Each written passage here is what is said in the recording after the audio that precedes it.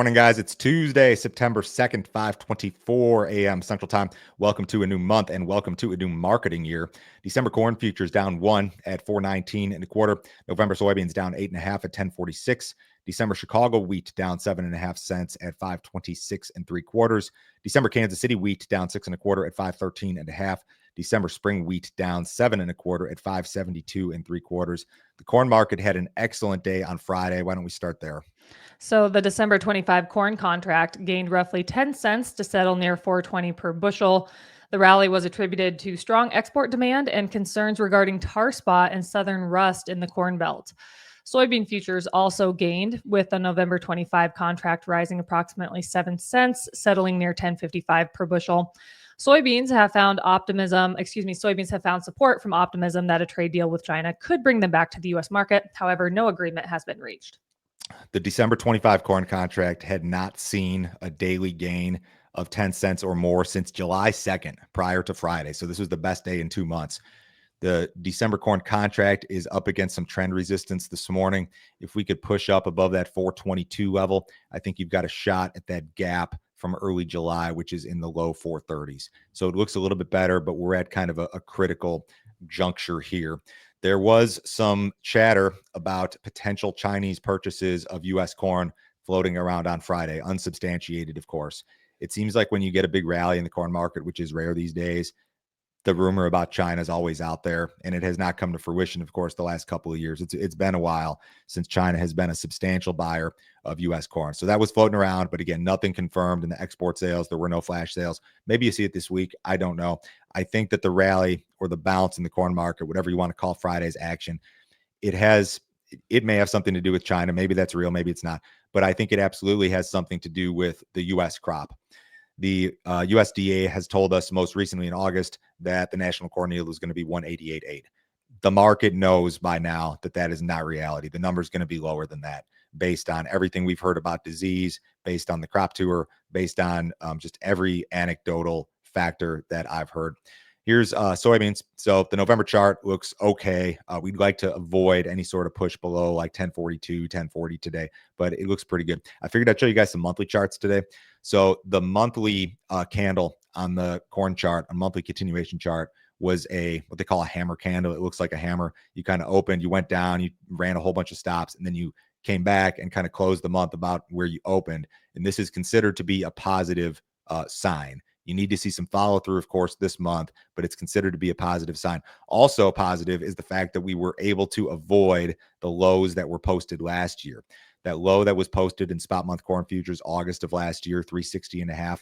That is your post-COVID low in the corn market. And we were able to avoid a test of that, which I think is a positive. Here's a monthly soybean chart. We're not back down or anywhere near the previous U.S.-China trade war range, which was like 780 up to maybe the low nines. Keep in mind that during that previous U.S.-China trade war, China was dealing with African swine fever. They had a lot less hogs to feed, and therefore they were able to do without U.S. soybeans to a significant degree. That's not the case this time around. They still haven't bought anything from the United States for new crop delivery or for current marketing year delivery now, which is not a positive factor. But again, the fact that we're well above that range and that we had a nice month last month looks positive, I guess. Some areas of the northern Midwest could see a frost event this week. The overnight GFS model indicates lows in the mid 30s on Thursday for parts of Minnesota and Wisconsin.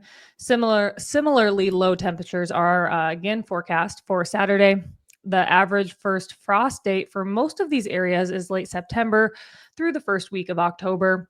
On another weather note, the month of August was among the driest on record for parts of Ohio, Kentucky, Indiana, Southern Illinois, Missouri, and West Tennessee.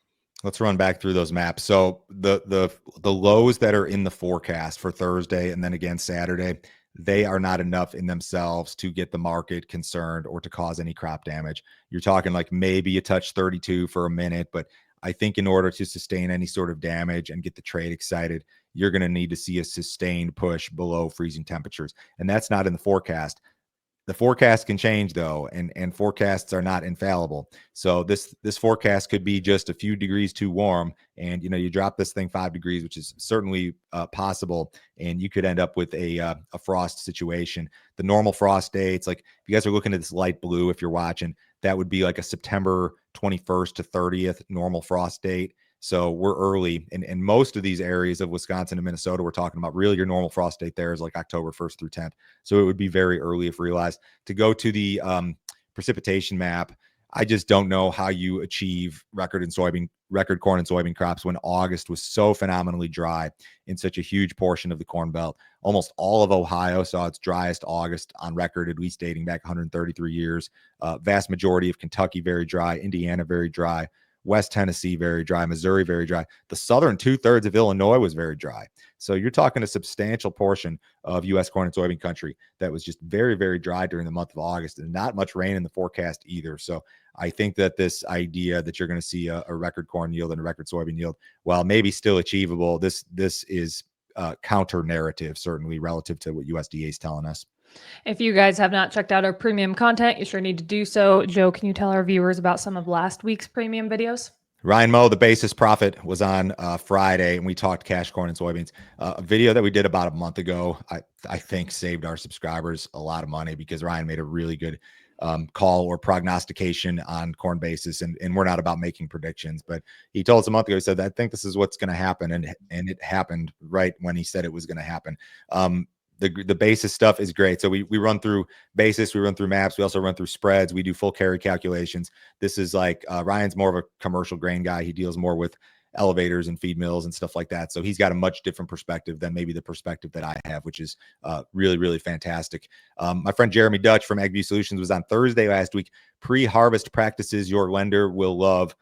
If there was ever a time to get cozy with your lender, it's now. You don't want to run from your lender, and you don't want to hide. You want to be as tight and as transparent as possible. And Jeremy ran through some of the best practices as harvest approaches. If you guys want to see the premium stuff, go to standardgrain.com. You can sign up this morning.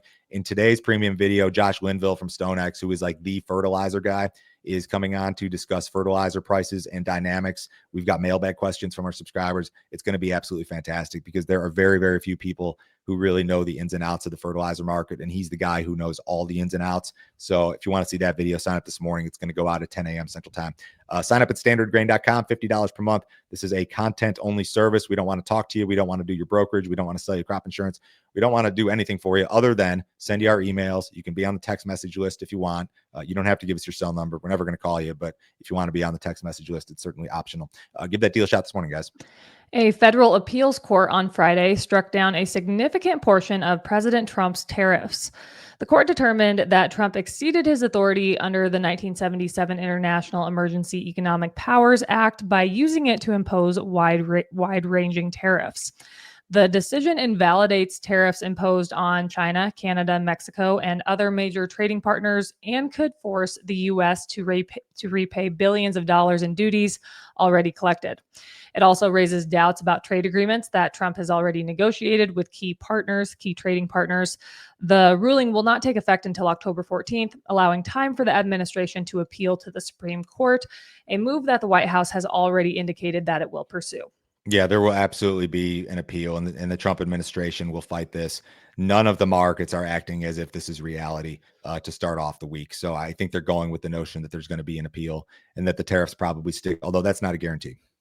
A senior Chinese trade representative, Li Changgang, was in Washington, D.C. last week to meet with U.S. officials from various departments and discuss bilateral economic and trade relations. No official details regarding the meeting were released. On Friday, it was announced that China will increase soybean purchases from both Argentina and Uruguay. As we've been talking about for weeks now, China has yet to make any new crop U.S. soybean purchases. However, it's possible that they are included among the unknown destinations that have booked sales. I was just hoping for a headline out of this, like this dude in the picture says the word soybeans or something, but I don't even know that happened. So it left me unfulfilled, this whole meeting. Last week's Farm Progress show in Illinois highlighted the struggles that U.S. farmers are facing, such as weak markets, rising input costs, and ongoing trade disputes. Anticipated record U.S. corn and soybean crops combined with sluggish export demand for soybeans continue to weigh on prices. Corn export sales for the current marketing year are the second best in the past decade, but soybeans are the second worst, mainly because China has yet to book any new crop purchases. Rising input costs, particularly for fertilizer and equipment, are further eroding farm profitability. Grower associations warn that if trade disputes persist, the U.S. farming economy is at risk of a deeper economic crisis. Yeah, I would call the situation right now a crisis. They focused on fertilizer, among other things. Input costs are a problem. And then, of course, the commodity costs are a problem. As I mentioned before, and I continue to feel that this is the case, there will be some sort of government payment later this year. USDA has already talked about it. They've already mentioned it. They're throwing it out there. As I mentioned last week, I don't love this or even like it. I just think it's what's going to happen. The people who push for these sort of payments, just to be clear, the farm groups are involved to some extent, but more so it's your larger ag companies, ag retailers, ag banks, seed companies, fertilizer. They're the ones who are pushing for the farm payments more than anybody, because the banks want their money back. The implement dealers and the seed dealers and the retailers, they want to continue to sell you product. And if there's not another government check that goes out later this year, those companies are all at risk. I mean, the farm groups, I think, are going to push for it, but I think those groups are going to push even a little bit harder behind closed doors. The funds trimmed their net short position in the corn market last week. CFTC released weekly commitment of traders data on Friday for the week ending Tuesday, August 26th. Large money managers were net buyers of 4,000 corn contracts. The funds were also net buyers of 21,000 soybean contracts, bringing the net long position to 19,000 contracts, the largest since late June. Lastly, the funds were net buyers of 17,000 SRW wheat contracts on the week. Premium subs, you have the fund tracker charts in your email this morning. The private groups estimated that funds were net buyers of 25,000 to 30,000 contracts of corn just on Friday alone. So the net short in the corn market in real time that the funds are holding might be 80,000. The net long in soybeans is probably larger than this. It's probably closer to 25,000. So you've got some large money managers interested in short covering and actually owning some of these row crop futures, which from a seasonal standpoint kind of makes sense. You know, we typically post lows in the fall. Maybe they're looking at the U.S. crop. Maybe they're looking at demand. Who knows what they're looking at? But in any case, you've got some buying interest here, certainly. Planting of Brazil's first corn crop is underway, according to well-followed private group Ag Rural. As of last Thursday, 7% of the crop was planted. Planting was up roughly 4% from the prior week. The USDA projects Brazil's 25-26 crop at 131 million metric tons. Near-term weather remains somewhat unfavorable, with hot and dry conditions dominating Brazil's main growing regions. However, forecasts indicate cooler temperatures and rainfall next week, which should improve conditions and support planting progress.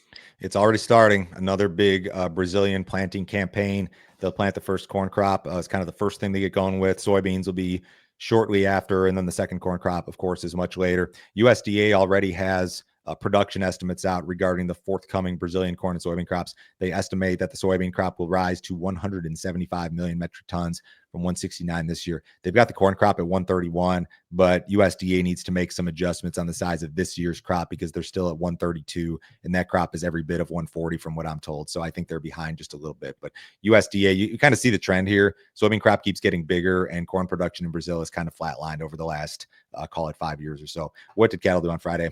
Cattle futures were higher. Live cattle were $2 to $4.90 higher. Feeder saw gains ranging from $2.95 up to $4.42. Cash cattle trade was steady to higher last week. In the Southern Plains, cattle were $2 higher compared to the prior week at $2.42. And then up here in the Northern Plains, cattle were steady at $2.45. Dow Jones is off 230. The S&P is down 44 points. Treasuries are off. U.S. dollars higher. Crude oil is up $1.90. It's $65.91 in the October WTI. Have a great week, guys. We'll be back on Wednesday.